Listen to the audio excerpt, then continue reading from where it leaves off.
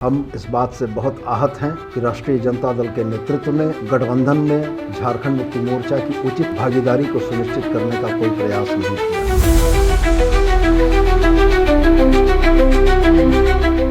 बिहार में झामुमो को नजरअंदाज करना अब महंगा पड़ता दिखाई दे रहा है।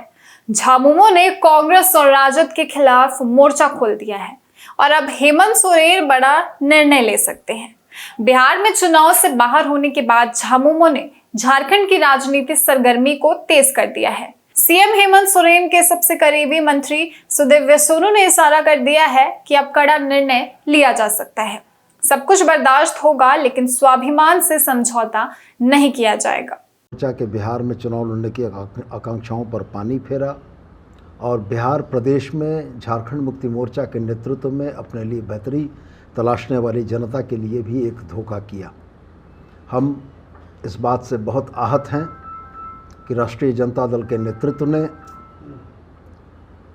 गठबंधन में झारखंड मुक्ति मोर्चा की उचित भागीदारी को सुनिश्चित करने का कोई प्रयास नहीं किया और निश्चित रूप से राजनीतिक चालबाजियों और धूर्तताओं की वजह से जिस तरीके से आज यह परिस्थिति बनी कि झारखंड मुक्ति मोर्चा जैसा एक बड़ा राजनीतिक संगठन बिहार के चुनाव में भागीदारी नहीं कर पा रहा है, इसके लिए हम राष्ट्रीय जनता दल के नेतृत्व को पूर्णतया दोषी मानते हैं और साथ ही गठबंधन धर्म का पालन न करने के लिए मैं अपने सहयोगी कांग्रेस को भी इस बात के लिए दोषी मानता हूं कि अगर झारखंड में यह गठबंधन पूरी मजबूती के साथ चल रहा था तो बिहार के चुनाव में झारखंड मुक्ति मोर्चा की भागीदारी सुनिश्चित कराने का प्रयास कांग्रेस के तरफ से भी होना चाहिए था, जो शायद नहीं हुआ।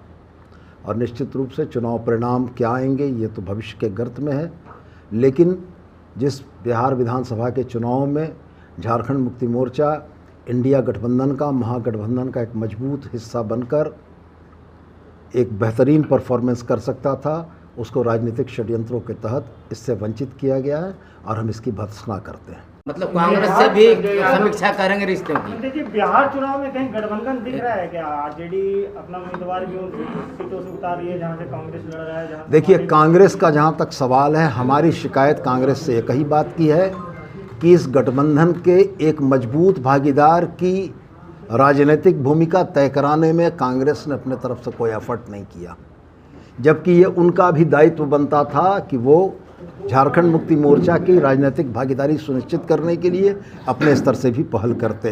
तो निश्चित रूप से हमारा कहीं ना कहीं आज सम्मान इस बात के लिए आहत हुआ है कि ये जो परिस्थितियां बनी हैं, यह परिस्थितियां कांग्रेस के भी मूक और मौन रहने के चलते बनी हैं और कांग्रेस यदि मूक और मौन रही है तो हमारे लिए ये बड़े अपमान और आहत करने की बात है। क्या राजनीति में कहा जाता है कि कुछ भी असंभव नहीं है? क्या झारखंड मुक्ति मोर्चा के लिए भी कुछ भी असंभव नहीं है?